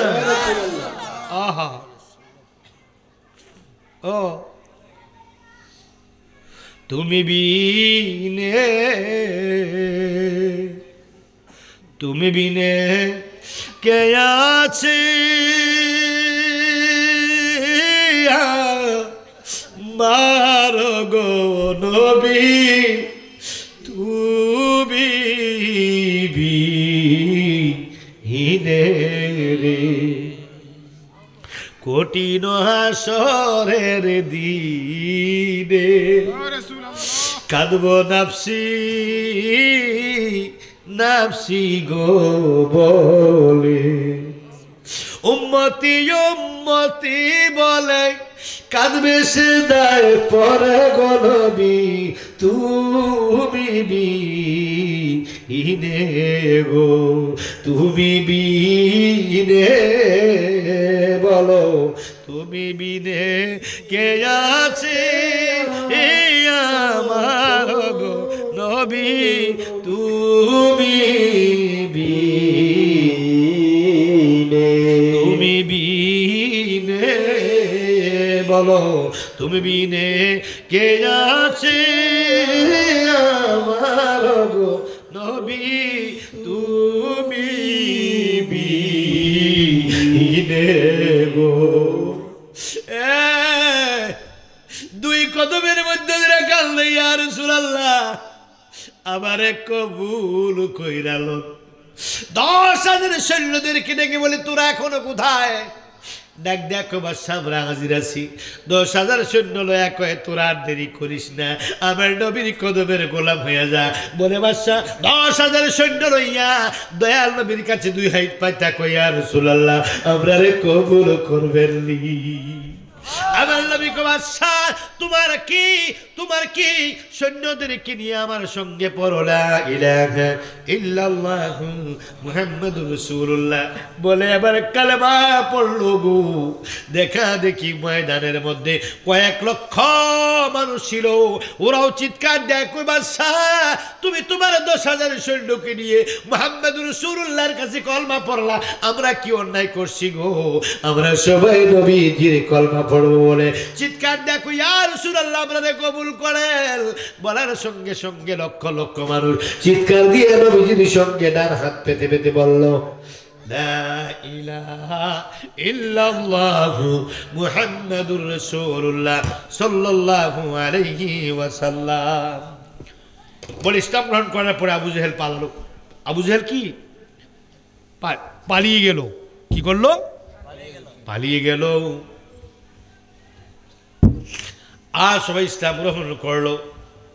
ইসলাম গ্রহণ করার পরে বাদশা বলে ইয়া রাসূলুল্লাহ 2 হাত জোর করে বলে ইয়া রাসূলুল্লাহ মনে মনে কয় যে নবীর জবান মুবারকের কথায় চন্দ্র ডুবে যায়, সূর্য ওঠে, সূর্য ডুবে, চন্দ্র ওঠে, চন্দ্র ডুবে, রাতকে দিন করতে পারে, দিনকে রাত করতে পারে, এই নবী আমার মনের বাসনাটাও পুরাইতে পারবে। এবার মনে মনে একটি নিয়ত করেছেন, নিয়তটা কি সামনে বলছি। ওনার একটা অসুস্থ মেয়ের ব্যাপারে দরখাস্ত দিবে, এজন্য সামনে যেয়া হাতগুলো জোর করে কই ইয়া রাসূলুল্লাহ আমার একটি দরখাস্ত আছে। আমার নবীর এক দেখো এ বাদশা বলতে হবে না আমি নবী জানি, তুমি যে বিষয় আমার কাছে নালিশ দিবে বাড়িতে যাইয়া তার ফল পাবে, যাও। এবার কি 10,000 সৈন্য লয়া ওই ঘোড়ার গাড়ি গরুর গাড়ির পাল দিয়ে তিনি রওনা দিলেন। দেখ দেখ কয় বাদশা কয় আমি যতক্ষণ চোখের পলকগুলো এক পলকে আপনাকে দেখা যায় ততক্ষণ দয়া করে আপনি স্টেজে বসে থাকবেন নি, আমি বাড়ির দিকে যাব আর একটু পরে ফিরে ফিরে আপনি নবীর দিকে তাকাবো। লইব আপনার দিকে তাকাবো, আপনার নুরানি চেহারা দেখতে দেখতে বাড়ির দিকে যাব। বলার পর আমার নবী মুস্কি হাসি দিয়ে কবুল করলাম, তুমি যাও। এবারে বাদশা গিয়ে ঘোড়ার গাড়িতে উঠে গেলেন। গাড়িতে উঠে যাওয়ার পরে সৈন্যগুলাকে বলল তোমরা সামনে যাও, আমার কোনো নিরাপত্তা লাগবে না, আমার নিরাপত্তা দিবেন স্বয়ং আমার আল্লাহ রাব্বুল আলামিন। আমি এখন দয়াল কামলেওয়ালা দয়াল নবীর গোলামীর খাতায় নাম দিছি, আমার আর কোনো ভয় নাই। তোমরা সামনে যাও। সব সৈন্যরা সামনে যা চলে গেলেন। বাদশা পিছনের গাড়িতে কয়ে আমার সিকিউরিটি লাগবে না, আমার কোনো নিরাপত্তা লাগবে না, তোমরা সামনে যাও। সবাই সামনে গেলেন পিছনের গাড়িতে, পিছনের ঘোড়ার গাড়িতে বাদশা। এবার তিনি বারবার সামনের দিকে ফিরে না বসে পিছনের দিকে পিছনের উল্টা দিকে ফিরে উনি বসেছে। কারণ কি, সামনের দিকে বসলে উনি দয়াল নবী দেখবে না, পিছনের দিকে ফিরে বসলে পিঠ দিয়ে সামনের দিকে, পিঠ দিয়ে পিছনের দিকে মুখ দিয়ে বসলে আমার নবীকে দেখবে। এবার তিনি পিছনের দিকে মুখ দিয়ে বসে কয় কি আমি তোমাকে এমন কি কি কি তোমার চেহারার মধ্যে এমন কি জাদু মধু, আমি তোমার সারা যাইয়া থাকতে পারবো না, বাঁচতে পারবো না। কি মায়া লাগাইলা নবী গো নবী, কি মায়া লাগাইলা নবী গো নবী আমায় পাগল বানাইলা, নবী গো ইশারাতে পাগল বানাইলা। যায় আর কান্দে, চোখের পানি গুরু ফেলে ফেলে চোখের পানি বসে আর কান্দে, আমি কেমনে থাকবো তোমাকে সারা গো ইয়া রাসূলুল্লাহ। এবার চোখের পলক শেষ, আমার দয়াল নবী কেমন ওরা হুজরায় চলে গেলেন। বাদশাহ পিছনের দিক থেকে উল্টা দিকে সামনের দিকে বসলেন। এবার দেহরক্ষীদেরকে বলে তোমরা পিছনে আসো, আমি এবার সামনের দিকে যাই। 10,000 সৈন্য, সামনে 5,000, পিছনে 5,000, মাঝখানে বাদশাহ যাইতে আসার কাঁদতেছে, সৈন্যরাও কান্দে। বাদশাকে বলে হুজুর কেমন মানুষ দেখাইলেন গো হুজুর, ওনাকে ছাড়া কেন জানি এক মুহূর্ত ভালো লাগে না, দেশে যাইতে মন চায় না। কয় কার কাছে? আমার তোরা চাইতে বেশি আর অন্তরে লাগছে রে, তোরা আমার কাছে কেন কান্দোস? কার কাছে কান্দোস? আমি কার কাছে কাঁদবো? ওনাকে ছাড়া আমার যে কিছুই ভালো লাগে না। বলে কাঁদতে কাঁদতে 10,000 সৈন্য নিয়ে কাঁদতে কাঁদতে এবার মক্কা থেকে ইয়ামনের দিকে যায়। ইয়ামনের দিকে যাইয়া আস্তে আস্তে যাইতে যাইতে বাড়ির ভিতরে গেল। যে বিষয় উনি নালিশ দিতে চাইছিল, ওনার একটা মেয়ে সন্তান ছিল, একটি কন্যা সন্তান ছিল, মেয়েটা ছিল কুষ্ঠরোগী। ওই সারা পৃথিবীর এমন কোনো বড় বড় তান্ত্রিক কবিরা যেমন কি এমন কোনো চিকিৎসক রাখে নাই, কোনো চিকিৎসক ওনাকে ভালো করতে পারে না। মেয়েটা সুস্থ হয় না, মেয়েটার পছন্দ রয়েছে, গন্ধে রুমের ভিতরে যাওয়া যায় না। মেয়েটার পছন্দ রয়েছে বাজানো, ও বাজান মেয়েটার পছন্দ যখন পছন্দ গেল, পছন্দ হওয়ার পরে কি হয়ে গেল, গন্ধে গরমে যাওয়া যায় না। একজন দাসীকে দায়িত্ব দিলেন, সে সুগন্ধি ব্যবহার করে খাবারগুলো দিয়ে চলে আসে। এমনি করে দীর্ঘদিন বিছানায় পড়ে থাকার কারণে মনে মনে কয় যার ইশারায় রাত্র দিন হয়ে যায়, দিন রাত্র হয়ে যায়, সেই পাওয়ার যা পাওয়ার আল্লাহ যাকে দিয়েছেন তার কাছে নালিশ করি। যখন বলল হুজুর আমার একটু আর্জি আছে, আমার নবী কয় না না বলতে হবে না, আমি জানি, যাও।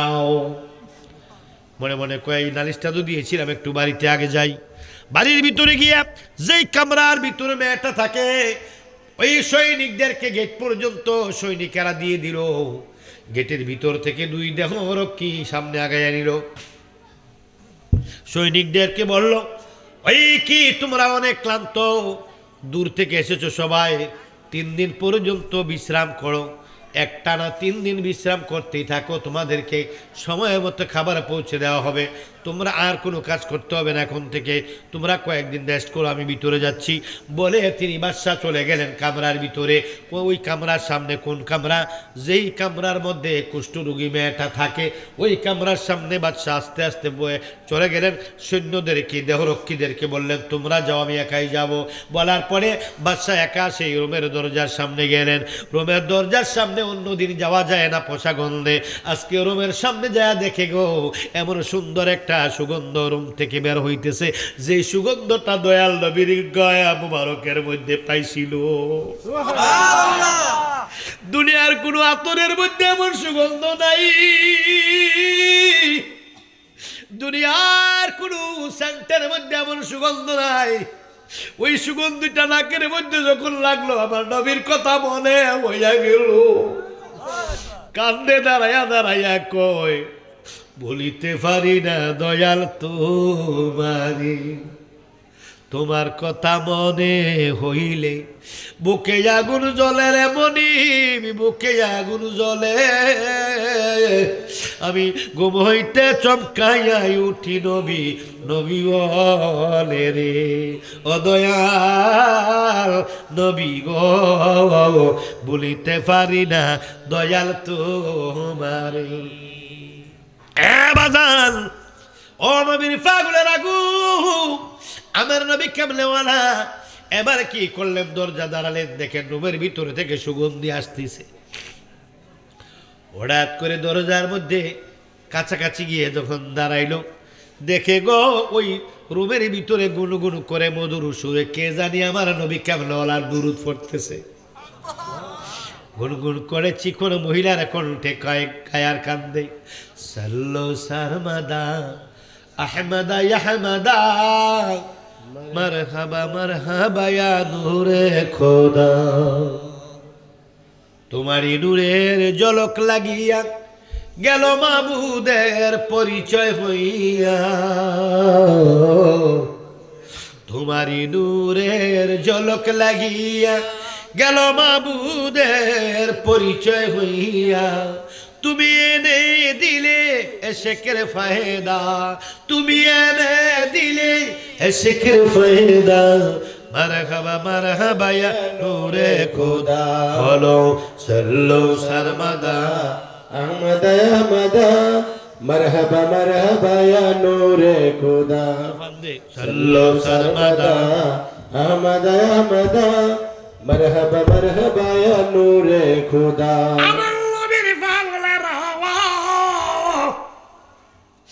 রুমের ভিতরে যখন আমার নবীর দুরূদ শুনলো, কলিজার ভিতরে প্রেমের আগুন দাউ দাউ করে জ্বলে উঠলো। দরজার মধ্যে যাইয়া করা নাড়লেন, কে তুমি? কে? নাম বলল, আমার মেয়ে কাব্বু না কি কহা। আমি বাদশাহ, দরজা খুলো। ভিতরে কোনো দাসী নেই, একা একা। দরজাটা খুললো, বাদশার হিসাব মিলে না। যেতে দেখলাম মেয়েটা কুষ্ঠরোগী, পচা গন্ধ। এখন মেয়ের কণ্ঠে দুরূদ, তাও কিভাবে শিখলো, কে শিখাইলো? তাও আমার নবীর দুরূদ কেন? আমি তো ইসলাম গ্রহণ করেছি, এলাকায় তো কেউ জানে না। আবার সুগন্ধি কেন, নবীর দুরূদ কেন? হিসাব মিলে না, পাগলের মতো তিনি অস্থিরতা শুরু করলেন। দরজা খোলার পর আমার দয়াল নবীর চেহারাটা সামনে থেকে যায় না। এই দরজা খোলার পর রুমের ভিতরে গিয়ে মাথা থেকে পা পর্যন্ত বারবার তাকিয়ে দেখে কুষ্ঠরোগী মেয়েটার কোনো কুষ্ঠরোগের কোনো চিহ্নই বলতে শরীরে নাই। মেয়েটার শরীর এত সুন্দর, সুঠাম এবং সুশ্রিয়ার সুগন্ধ।